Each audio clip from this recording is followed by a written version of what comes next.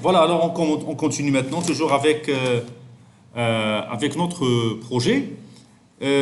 Ensuite, on va voir comment afficher les images ici dans la zone photo. D'accord? Il fallait juste savoir qu'on a déjà passé vers ici. Et qu'est-ce qu'on a fait? On a ajouté ici une balise TD qui contient normalement la photo que nous allons réaliser. Voilà.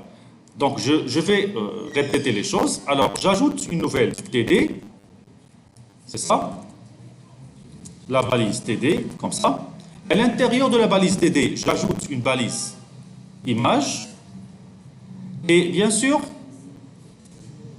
ici dans source, qu'est-ce qu'il faut faire? Il faut mettre l'URL de l'image. Alors, l'URL de l'image, normalement, de chaque student. Alors, comment je peux savoir l'image de chaque student? Si vous vous rappelez très bien dans Spring, on a déjà fait ça. Quand vous remarquez ici, ça n'a pas d'importance. Donc, alors, je récupère le current path et je fais quoi? Je prends le current path, ça veut dire le dossier de mon projet, et après, je fais quoi? Je mets l'image qui porte le nom de l'ID.jpg dans le dossier photo. Alors, regardez. Si vous faites comme ça, si vous mettez les images ou bien les fichiers dans des emplacements, dans n'importe quel emplacement, peut-être qu'il ne s'affiche pas sur la page web. C'est-à-dire, comme vous allez remarquer ici, voilà, moi j'ai déjà enlevé voilà, c'est ces photos, hein. J'ai quelques photos ici, comme vous remarquez. Alors, comment je peux accéder à cette photo? Hein? Normalement, cette photo, elle est inaccessible par le navigateur web. D'accord? C'est pour cela que ce dossier ne m'intéresse pas, tout simplement. Alors, regardez, je vais changer un petit peu la stratégie de la manière suivante. Alors, il fallait savoir que le dossier meta-inf contient normalement tous les fichiers et les photos qui peuvent être récupérés à partir du navigateur web. Prenons l'exemple suivant. Je prends statique et je crée quoi? Un nouveau dossier à l'intérieur du dossier statique. Et là, je mets les fichiers statiques, les images statiques que je peux les récupérer. Donc, je vous conseille d'utiliser ça. Hein? C'est pas obligatoire, je sais, c'est pas obligatoire. Vous pouvez choisir n'importe quel dossier, mais juste pour vous montrer que on peut créer un dossier photo comme ça. Cliquez sur Finish et à l'intérieur du dossier photo, maintenant là, je vais continuer à enregistrer mes données. Alors regardez ce qu'on va faire. Alors, si je prends par exemple une photo, n'importe quelle photo, par exemple, cette photo, hein. Si je prends celle-là, je peux la mettre dans photo. Qu'est-ce qu'elle a dit? Il y a un problème de copie, donc il est inaccessible, donc je peux l'uploader par la suite. Alors regardez ce qu'on va faire. Je vais essayer d'effacer tout ça, c'est-à-dire string current path, j'aurai plus besoin. Et je crée quoi? Un chemin. Voilà. String path reçoit. Et j'accède à ce dossier. D'accord? Je prends ce dossier. Donc ce dossier se trouve dans SRC. Voilà. Comme vous remarquez, dans SRC, main, resources, puis statique, puis photo. D'accord? Donc, je crée SRC, main, resources, puis statique, et puis photo avec S. Alors ensuite, qu'est-ce que je dois ajouter? Je dois ajouter le nom de fichier. Ah, j'ai oublié la slash. D'accord? Alors ensuite, j'ajoute le nom de fichier. Et le fichier s'appelle ID, normalement. ID,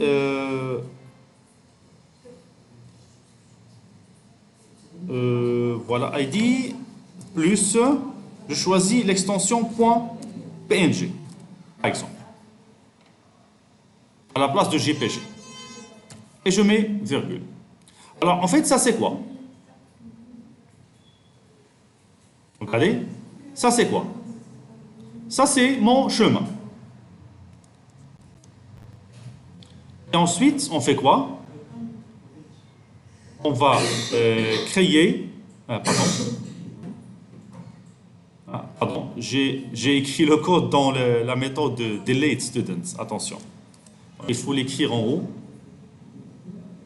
Ah, pardon. Je vais le répéter. Hein. J'ai cru que je l'avais écrit. Alors, ici, string path, c'est ça. Voilà, PNG. Alors maintenant, je fais quoi? Je crée un nouveau fichier avec le chemin path. Parfait.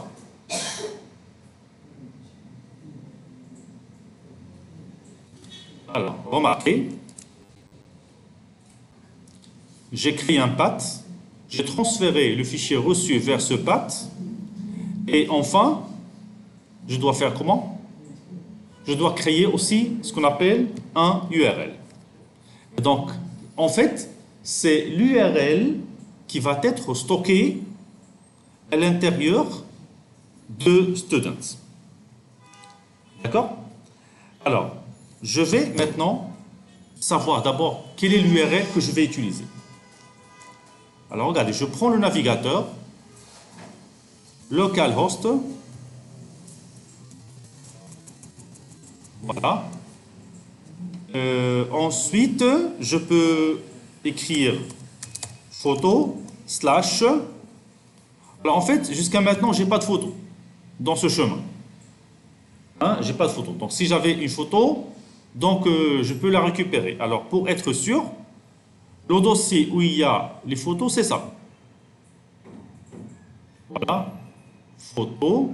Il est vide, il est encore vide.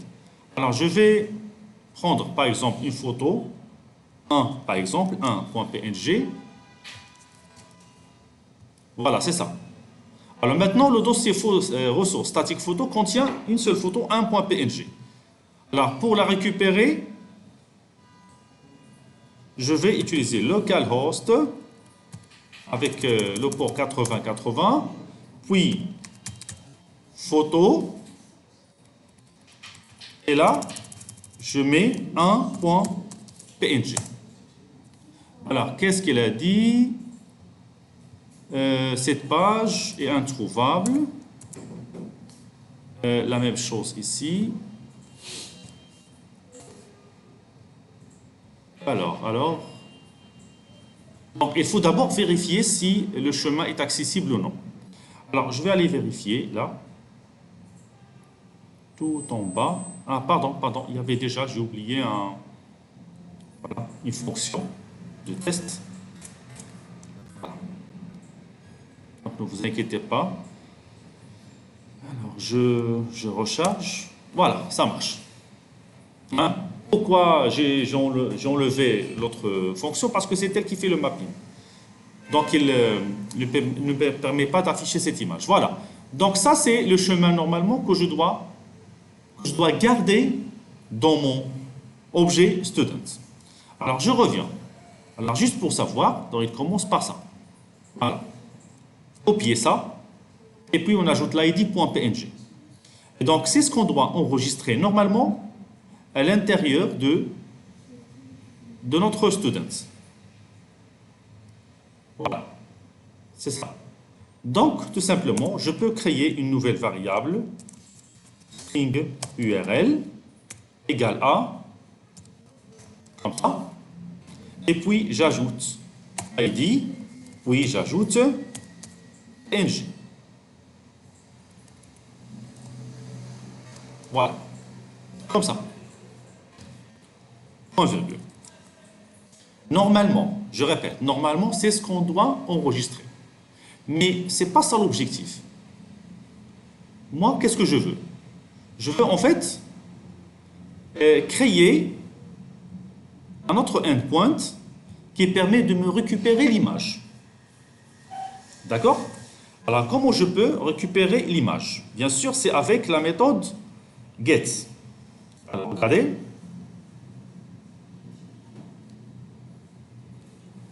Alors, je commence d'abord par un arrobas get mapping. Et dans get mapping, on fait quoi? On fait un slash photo slash ID. Alors, ça c'est en Spring. Hein. C'est-à-dire, quand je demande ce dossier photo slash ID, ça veut dire automatiquement, il va me récupérer la photo qui possède l'ID tel tel. D'accord? Ensuite, je crée une nouvelle fonction, public. Je vais l'appeler, et il retourne, regardez, il retourne ce qu'on appelle response en entity. Dézoomer un petit peu. Hein? Ah, d'accord, d'accord. Alors, pour dézoomer l'écriture,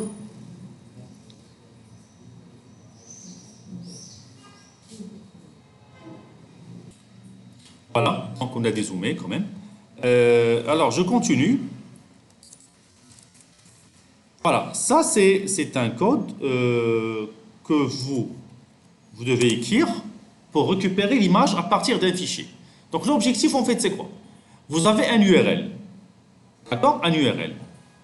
Quand on tape l'URL en haut, on doit récupérer l'image. C'est ça l'objectif. Parce que c'est avec cette URL qu'on doit récupérer l'image dans la fenêtre Angular. Donc j'écris par exemple get image. Voilà. Il prend un path à l'intérieur comme ça. Donc ça prend ce qu'on appelle un path variable. C'est l'ID. Voilà, c'est un string ID. Voilà. Et donc voilà, à l'intérieur, qu'est-ce qu'il faut créer? Il faut créer ce qu'on appelle un file system resource. Voilà, file system resource, je l'appelle file égale à new file system resource. Et cela prend notre fichier. Donc notre fichier se trouve où? Il se trouve dans un URL. Et c'est bien l'URL, c'est pas l'URL, c'est le chemin, path, c'est ça? Voilà, donc je parle de ça, celui qui est en haut, notre path. Voilà, je copie ça et je vais l'ajouter en bas. Voilà. Et je prends ici path. Alors, cela permet de faire quoi? Permet de récupérer quoi? Un fichier qui se trouve dans ce path et le mettre dans file. C'est bon? On continue.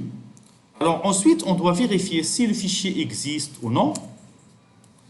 Parce que sinon, si vous demandez un ID qui n'existe pas, ça va poser un problème. D'accord? Et donc, nous, on doit vérifier avec if not file.exists, c'est-à-dire, si le fichier n'existe pas, qu'est-ce qu'il faut faire? Il faut return, ou bien, parce que ça retourne, retourne un response entity point not response entity, comme ça, not found. Voilà. Cela renvoie quoi? Renvoie le message response entity not found. Et j'ajoute build. Alors ça c'est un code normalement à ne pas apprendre par cœur. Ben, il se trouve partout sur le web. Et sinon, si tout passe bien, on retourne quoi? Response toujours, response entity. Point. OK. Voilà. C'est-à-dire, si le fichier existe, il faut renvoyer OK. Ensuite, je peux retourner la ligne et mettre point et définir le content type, c'est-à-dire le type de contenu du résultat. Le résultat, ça sera quoi? Une image. Je définis l'image avec la méthode suivante, MediaType, image, PNG. Voilà, une image PNG. Ou bien JPG. Hein? Moi, qu'est-ce que j'ai utilisé? JPG ou bien PNG? PNG, d'accord. Image PNG. Mais en réalité, c'était une image... bon, c'est pas grave. Donc, je retourne une image PNG. Ensuite, point body file. Voilà. Alors, comme je viens de dire, ça c'est un code généralement à ne pas apprendre par cœur. Ah, vous pouvez le copier, coller pour récupérer toujours les images. Bien. Alors maintenant, regardez. Je vais essayer de tester le endpoint.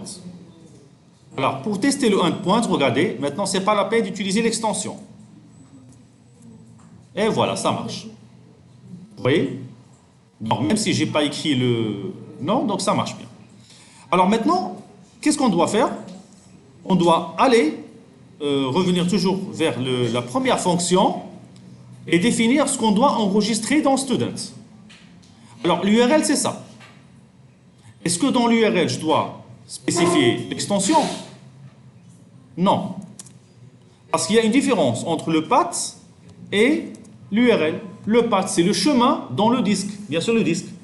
Mais l'URL, c'est l'URL, donc bien le lien Internet, bien le lien d'accès à travers le navigateur.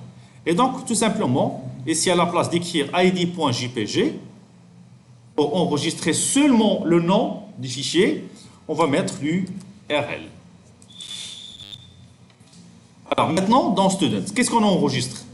On enregistre le chemin du fichier ou bien l'URL qui permet d'accéder au fichier.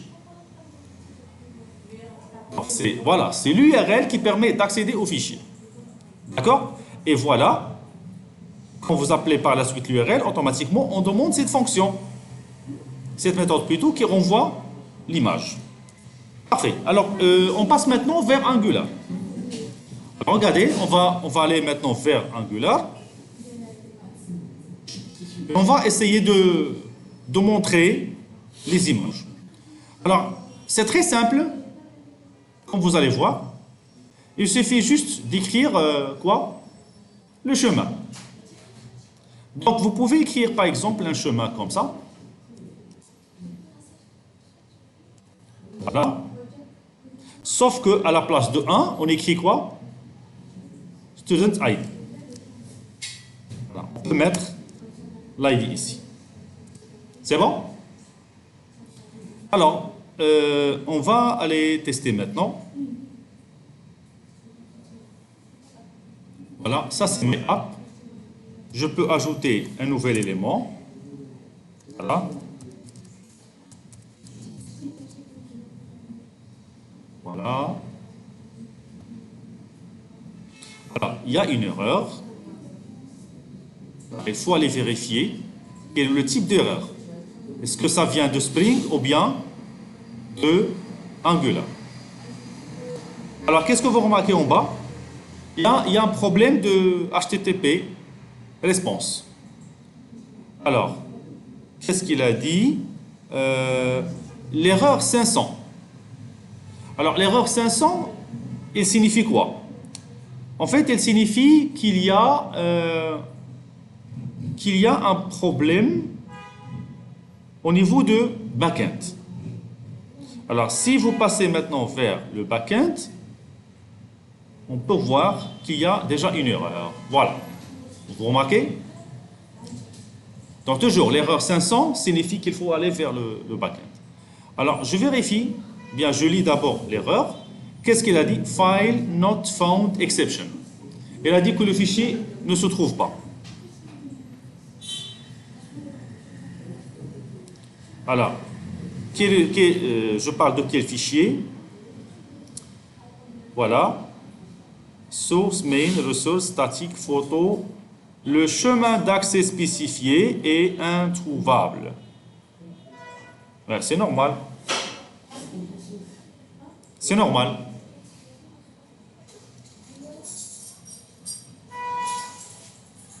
Alors, je peux vérifier dans photo. Voilà, normalement, le fichier existe dans photo. Alors,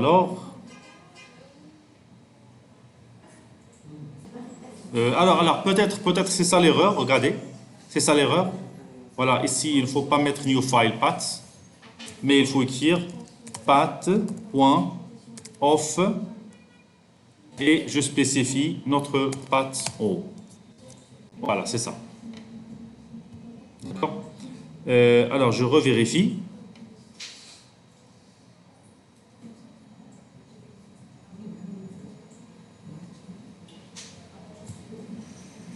Et voilà, ça marche. C'est bon? Alors, j'ajoute encore un deuxième élément.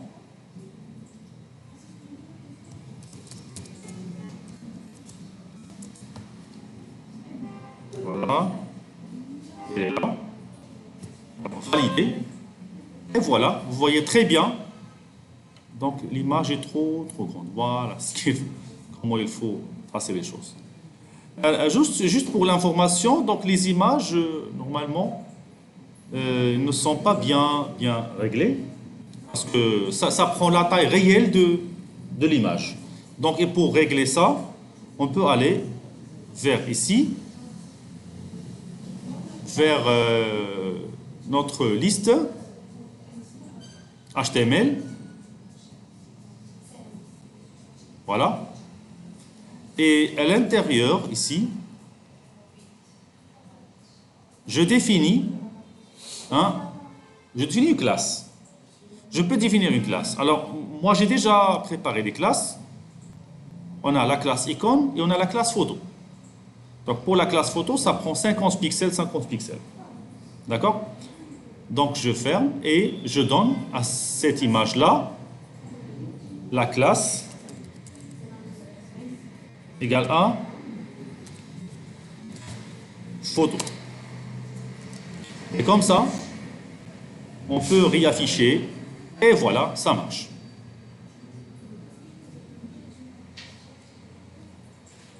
Parfait. C'est bien? Alors, regardez, pour modifier également, je peux, par exemple, changer, par exemple, c'est là. Donc, on met, par exemple, Lina. Et je choisis Lina et valider.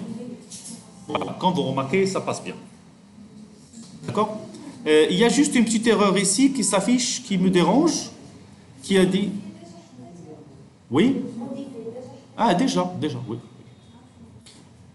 Alors, là, qu'est-ce qu'on a? File to set the value property on HTML. Alors, ça se trouve... Alors, cette erreur, normalement, elle est déclenchée quand je choisis un fichier. Regardez. Voilà. Automatiquement, elle est déclenchée.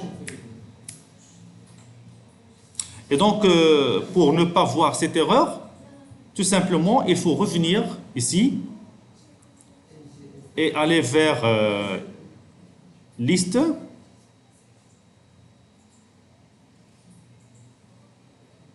Voilà, ou ça, ou ça.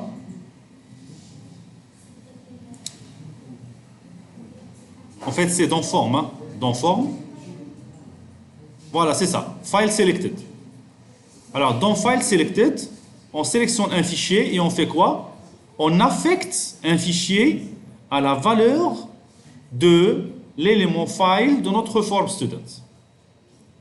Et donc, si vous faites un set value vers un file, qu'est-ce qu'il faut faire? Il faut tout simplement savoir d'abord qu'on a déjà fait le binding. Ça, c'est un binding, ça. Une affectation, ça veut dire on fait la mise à jour de la valeur de file. Parce qu'on choisit une image, on clique sur OK. Et donc, cette image va être affectée vers file. Et donc, si vous faites ça, ce n'est pas la peine de faire ce que je vous montre maintenant. Donc, ce n'est pas la peine d'aller vers File Input, ici, dans le formulaire, parce qu'on appelle déjà File Selected.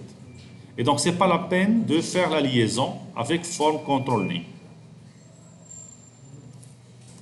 Alors, si vous enlevez ça, là, on peut regarder maintenant. Ça, c'est notre liste. Et j'ajoute une nouvelle personne. J'ai quelques photos ici de quelques étudiants, Ali et Kautar. Donc, je mets 3, Ali, 15, et je choisis la photo de Ali, valider, et voilà, ça marche. C'est bon? Aussi pour la suppression maintenant. Mais avant de voir la suppression, regardez ce qu'il faut faire. Je peux d'abord aller vérifier si l'image ont été bien transférées ou non vers le dossier photo. Alors, si vous remarquez bien ici, dans photo, vous avez 1, 2 et 3. Et c'est bien nos étudiants. Donc, qu'est-ce qu'il reste tout simplement? Il reste la suppression. Quand on supprime un élément, il est bien supprimé de la base de données. Mais il faut supprimer également sa photo. D'accord? Et donc, sa photo va être normalement supprimée ici. Hein? Et donc, pour la supprimer, tout simplement, qu'est-ce qu'il faut? Il faut définir d'abord un path. Hein? Ça, c'est l'état initial. Hein? C'est ce que vous avez vu. Alors, je prends notre chemin. Voilà. Le chemin de fichier, c'est ça, c'est path. Et ensuite, je fais comment? Je crée un nouveau fichier avec file, f par exemple, reçoit new file avec ce path. Et ensuite, qu'est-ce qu'on fait? If file.exist.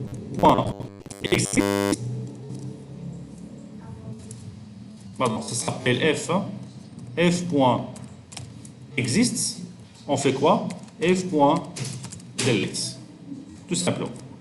Si le fichier existe, on le supprime. Et comme ça, je peux revenir et supprimer par exemple Ahmed, qui a l'ID 1. Voilà, je supprime et je vérifie ici et je ne vois plus le 1.png. Et donc comme ça, notre application est complète. Alors, qu'est-ce qu'il nous reste? Il nous reste un. Quoi? Non, pas encore. On va voir ça dans un autre TP. Hein? L'image, il est prête maintenant. Notre image, il est prête. D'accord? Qu'est-ce qu'il nous reste? Tout simplement un autre type d'affichage. Hein? En utilisant quoi? Les dashboards.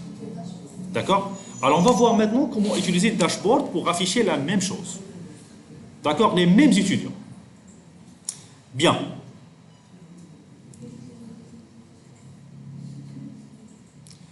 Alors, je vais aller vers Angular. Je peux fermer tout ça.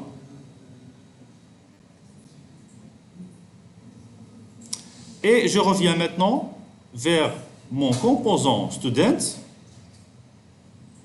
et créer un autre composant à l'intérieur qui est similaire à une liste, mais il change juste l'affichage. Soit on utilise la liste, soit on utilise quoi? on utilise le dashboard. D'accord? Bien. Alors, pour utiliser le dashboard, il faut d'abord aller le chercher ici, sur Google, et on cherche, voilà, dashboard, quoi? Voilà, Angular matériel ou bien Angular schématique. Angular. Voilà, c'est ça. Alors, je passe vers Schematics. Et voilà, ça c'est une petite description de Angular Schematics. D'abord, il faut ajouter Angular matériel, ça c'est obligatoire. Donc là, on vous montre les étapes pour installer Schematics. La première des choses, c'est d'ajouter Angular matériel. Et donc pour cela, je dois revenir vers ici.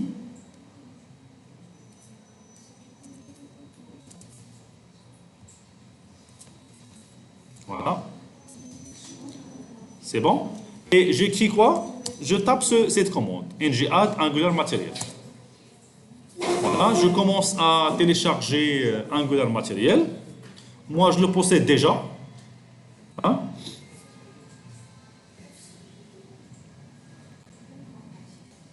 Voilà, regardez, pour l'installation de Angular matériel, là, on vous demande de choisir le thème. Bon, généralement, on laisse le thème par défaut. Ou bien, on peut aller vers le Purple Amber, le deuxième. Alors là, qu'est-ce qu'on vous demande? C'est Global Angular Material, typographie style, peu n'importe. Bon, c'est pas la peine, je mets N. D'accord, yes. Alors ici, est-ce que voulez-vous ajouter les animations? Oui, on peut activer les animations. Et ensuite, on va commencer l'installation de Angular Materials. Ça va prendre un peu de temps. Ça dépend bien sûr de votre débit Internet. Alors là, qu'est-ce qu'il a dit? The schematic workflow file, see above. Voilà, peut-être, moi je l'avais déjà installé. Voilà. Oui, c'est ça, on a déjà installé. Et chez moi, il est aussi installé déjà. Juste pour vous montrer que c'est comme ça, on installe. Donc, je ne vais pas perdre le temps de savoir quelle est l'origine de l'erreur, puisque chez moi, ça marche bien.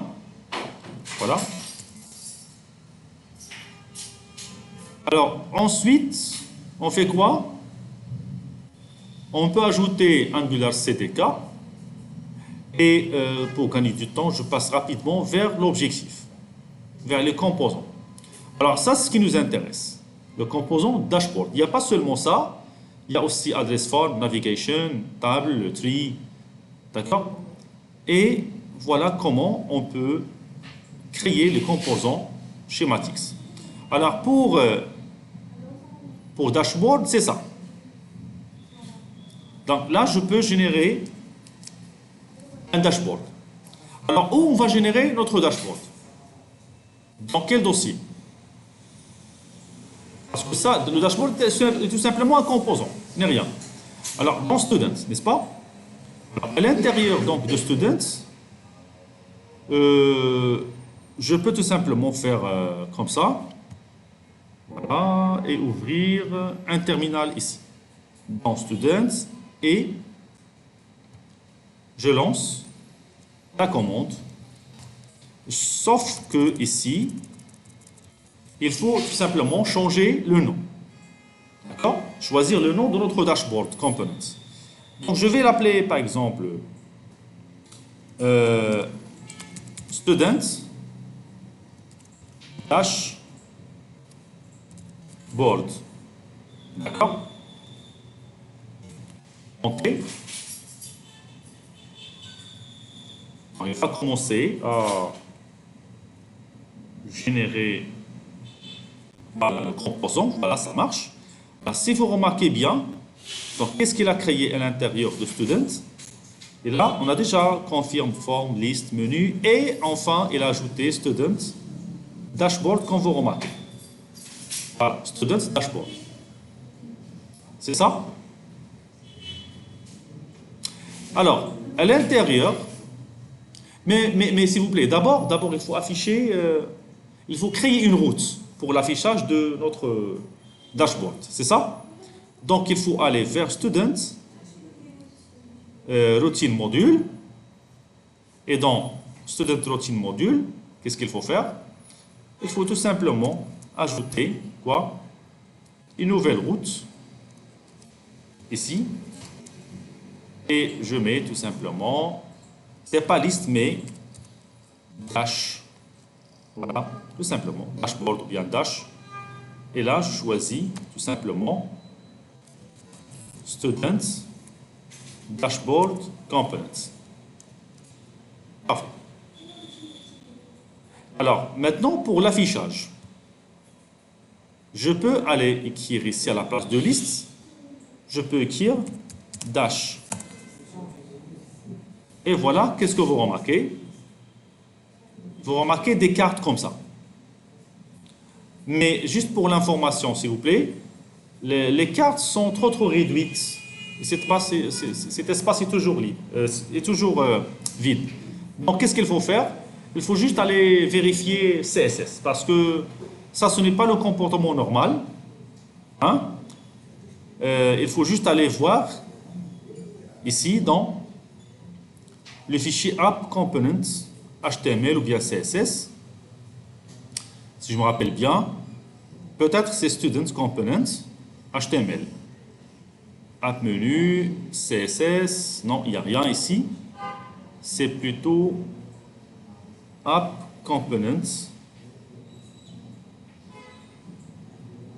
CSS. Voilà, c'est ça. Vous remarquez? Alors, qu'est-ce que vous remarquez? Alors, ça, c'est l'emplacement où on affiche les students. Et donc, automatiquement, ça, c'est un ID de quoi? Un ID d'une balise div, c'est bon? Qui va contenir normalement notre application student. Et donc, qu'est-ce qu'il faut faire tout simplement? Il faut juste changer. Soit enlever ça. Donc, je peux mettre par exemple 140, quelque comme ça. Ah, pardon, c'est pas 100, c'est 100. C'est 100%. Hein. Voilà. Pour qu'il prenne 100% de la largeur. Voilà. Alors, de cette manière, je peux voir les étudiants comme ça. Alors, comment je peux maintenant remplir ces cartes avec les données issues de notre application backend? Alors, donc, d'abord, il faut comprendre comment ça fonctionne, le dashboard. Le dashboard, c'est quelque chose comme ça. Regardez, je ferme tout cela et je passe vers notre student dashboard. Tout d'abord, qu'est-ce qu'il y a? Il y a un code HTML. Et derrière le code HTML, il y a un code TypeScript. Et on va essayer de voir. Alors, dans notre code HTML, regardez, il y a un ng4. C'est ça? ng4 quoi? Let card of cards. C'est ça? Ben, je peux utiliser students of students. J'ai le droit de faire ça. Et donc, ici, toujours avec asynchrone, avec le même style. Et j'affiche le title, et à la place du title, je peux afficher l'ID, le nom et la note. Et même la photo. Alors, toujours comme ça, je peux voir ici qu'on a quoi? Div card content here. C'est-à-dire, c'est là où je dois mettre mon contenu. C'est bon? Alors d'abord, je vais essayer de se connecter et d'afficher un nombre bien défini de cartes qui dépendent bien de notre ressource, de notre nombre de students. Bien. Alors, on a déjà cards, qui est une variable qui vient de notre fichier TS. C'est bon? Alors, dans notre fichier TS, qu'est-ce qu'on a? On a card égale à 10, breakpoint, observer, observe, ta ta ta ta ta ta ta, pipe et tout ça. Ça ne m'intéresse pas, sincèrement. Ça ne m'intéresse pas, pourquoi? Parce que moi, j'aimerais bien avoir ici students. D'accord? C'est-à-dire le même code qu'on a déjà fait la dernière fois. Et donc, qu'est-ce qu'il faut faire? Comme la dernière fois, on déclare un backend URL. Et donc, pour gagner du temps, je peux tout simplement aller vers liste et aller vers liste TS, comme ça, et aller voir ici ng on init. D'accord? Et aussi, on n'oublie pas ça. Je prends ça, je prends même le constructeur, hein? Alors, je prends le constructeur ici et je vais le mettre les deux là. On a déjà un constructeur en bas, ça ne m'intéresse pas. Et j'efface l'objet card. Alors maintenant c'est vide. Tout est vide. J'ai seulement deux variables, backend URL et la variable students any. Alors, il m'a dit qu'il faut peut-être importer HTTP clients et aussi ngModal. Voilà, et aussi routers. Bien. Alors, à l'intérieur, on a déjà un ng on init, n'est-ce pas? Donc, c'est-à-dire lors du chargement, qu'est-ce qu'il faut faire? Il faut récupérer les données. Et donc, pourquoi ne pas aller toujours vers notre ancienne? Elle est déjà là à côté. ng on init et de prendre seulement toute cette fonction. Et voilà.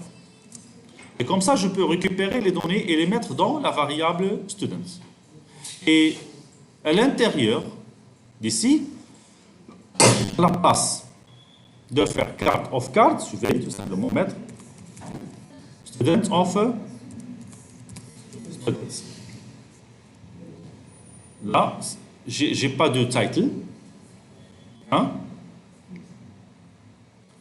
Je peux mettre n'importe quoi ici, par exemple student.id,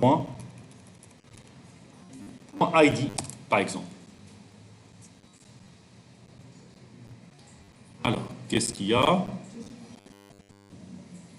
Let students of students. Voilà, ça marche, ça marche. Il y a quand même une erreur en haut.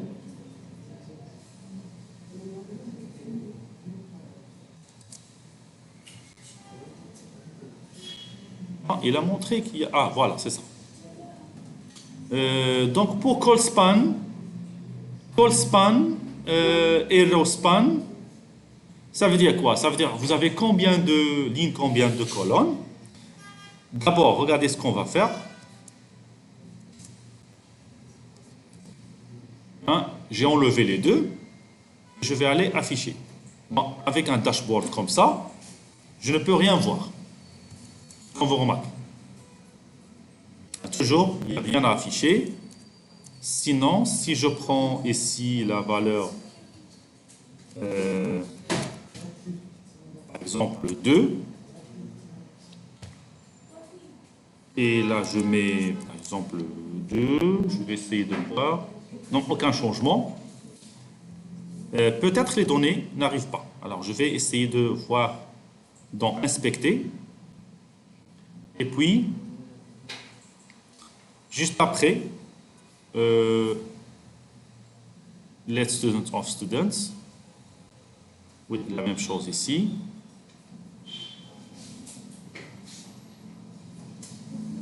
Voilà.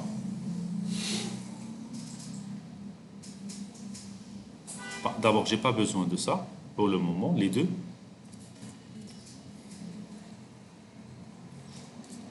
J'ai utilisé get. Et je peux, juste après, je vais afficher. Ah, pardon, désolé. Moi, j'ai utilisé subscribe ici. Ah, voilà. C'est ça le problème. Donc, c'est pas la peine d'utiliser A5. Parfait. Maintenant, qu'est-ce que vous remarquez? 2 et 3. Donc, en fait, on a deux étudiants. Donc, la carte, elle a pris presque les trois, pardon, toute la largeur. Alors là, je vais revenir, d'abord enlever ça et essayer de définir le nombre de colonnes quelque part ici.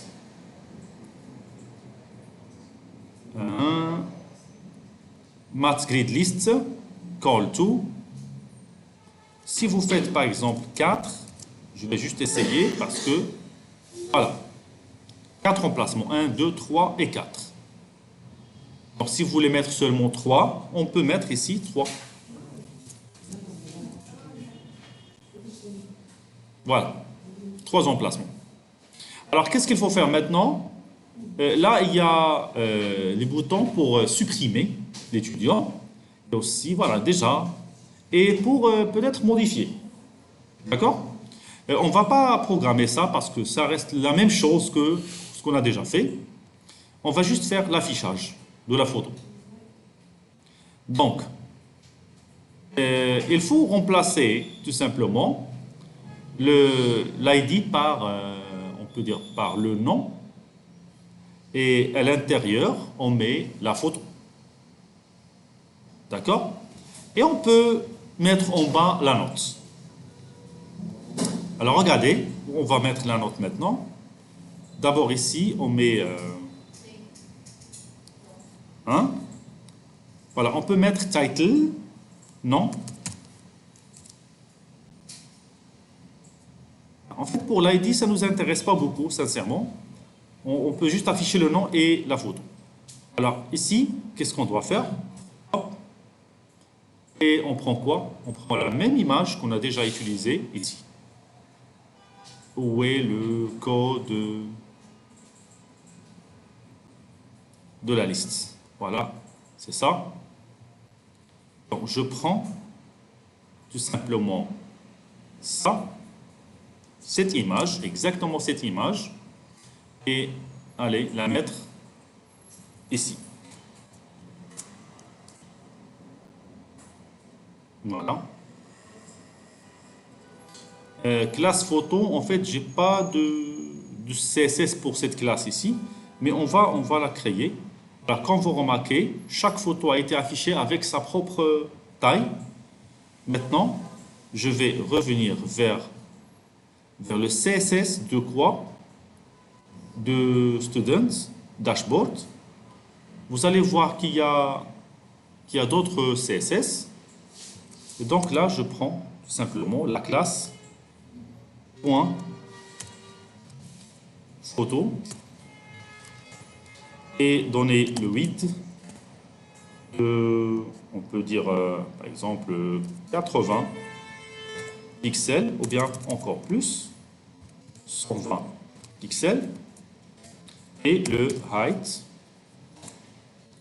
on peut dire 120 aussi pour qu'elle soit carrée. Voilà, quand vous remarquez, parfait. Alors, qu'est-ce qu'il nous reste?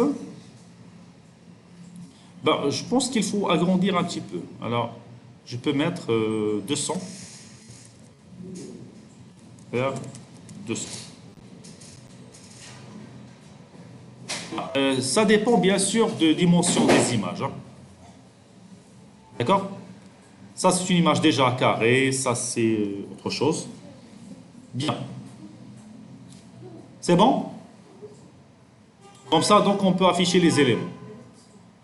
Donc, je peux ajouter, troisième,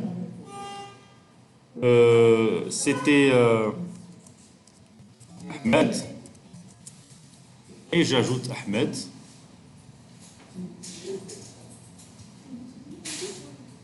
Voilà.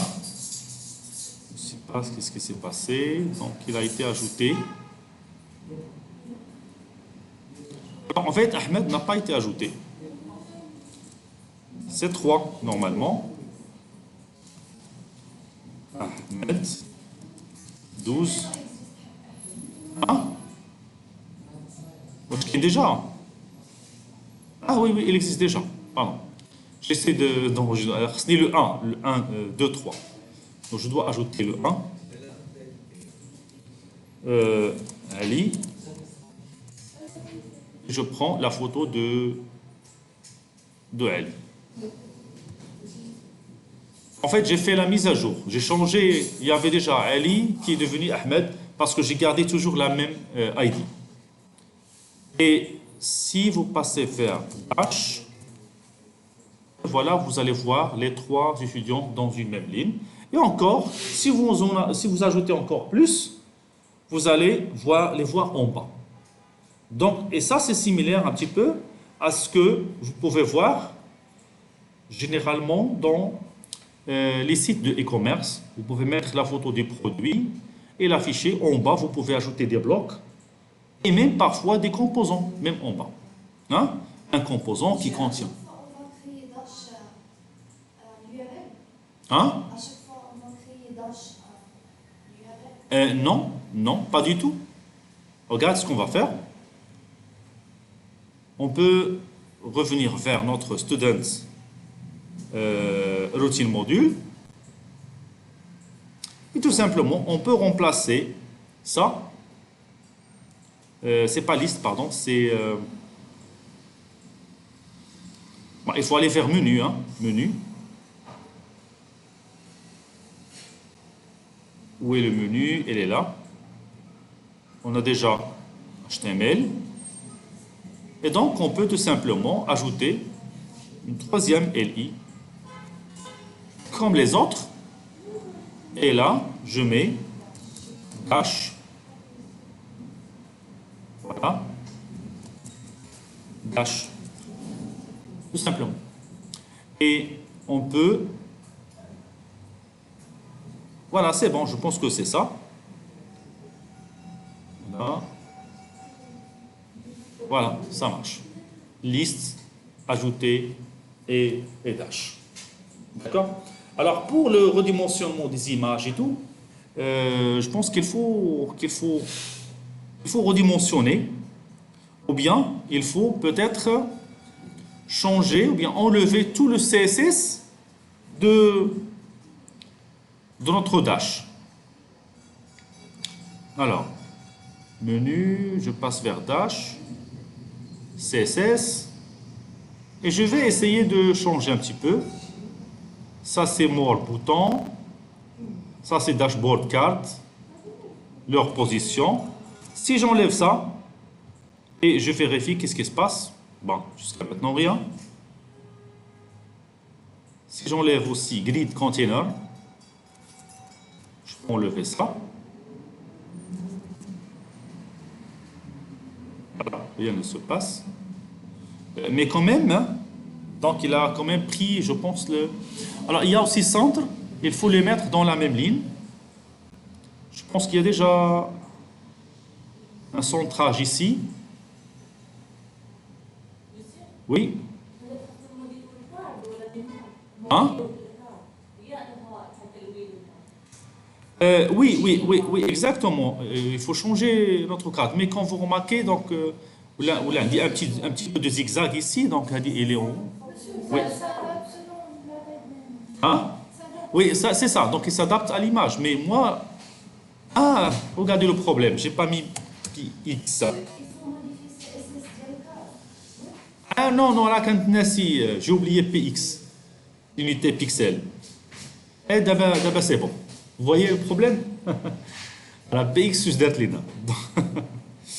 j'ai commencé à penser d'autres choses. Mais quand même, on a changé. Donc, qu'est-ce qu'il faut? Tout simplement, il faut juste aller afficher, tout simplement, notre... il faut afficher la note. La note en bas. Je vais mettre la note dans Dash. Voilà, juste après la photo, je peux ajouter, toujours à l'intérieur, je peux ajouter une, par exemple, span.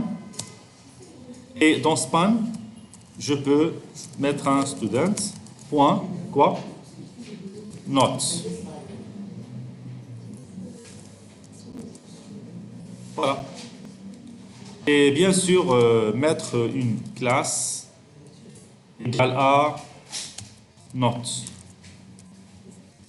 Et puis aller vers CSS et mettre un CSS pour la classe note. Et bien sûr, là, vous pouvez, par exemple, mettre texte align, center. Vous pouvez mettre texte shadow, texte, voilà, justify, rotation, font, size, par exemple. On peut mettre, par exemple, 20 pixels.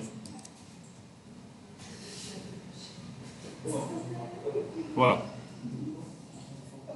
En fait, il n'a pas centré.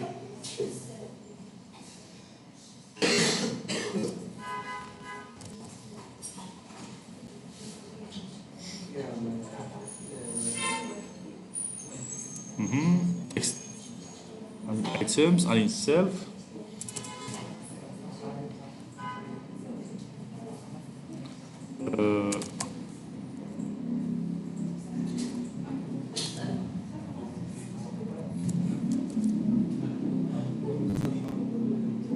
Non, ça passe pas.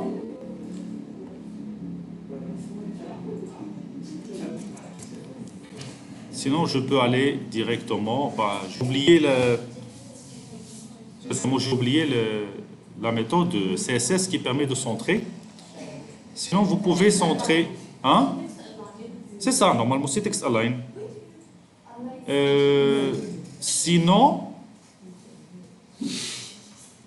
ça c'est une span. Je vais remplacer span par pixel.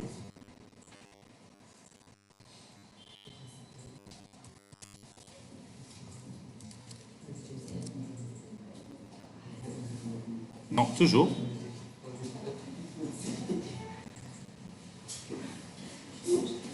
Alors, classe note. Note. Ah, je dois écrire text align normalement. Center.